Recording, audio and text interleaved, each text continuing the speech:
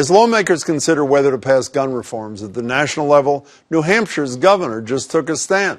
Less than a week after 31 people were killed in mass shootings in Texas and Ohio, Chris Sununu vetoed 3 bills that many argue would have been common sense reforms. The first would have closed the so-called gun show loophole, requiring background checks for just about all commercial firearms sales. The second would have added a 3-day waiting period between the purchase and delivery of a firearm. And the third would have banned carrying firearms on school property.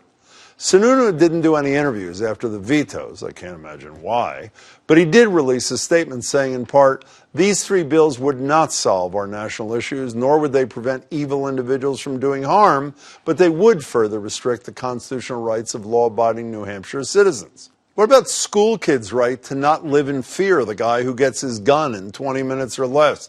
Honestly, it's getting easier to buy a firearm than a pizza in New Hampshire. But I really shouldn't be surprised after Sununu signed that law a few years back, making it so you don't even need a permit to carry a loaded, concealed weapon. Here's what he said then.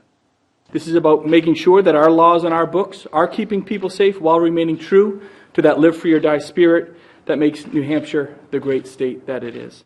How exactly is that keeping people safe? For the record, a 2019 study out of BU's School of Public Health found that the average firearm homicide rate in states without universal background checks was 58% higher than in states that do have those checks, like we do in Massachusetts. And for all of you sitting home thinking good news for us, bad news for them, you're only partially right. Thanks to some of the strictest laws in the country, Massachusetts is tied for the second lowest gun death rate in the country.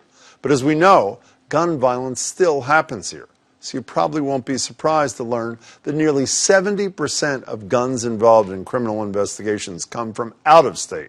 And about 26% of all those so-called crime guns come from New Hampshire and Maine, which have similarly lax gun laws. But Sununu was right about one thing. We do have a national problem with guns, so statements like these are at least a little bit encouraging.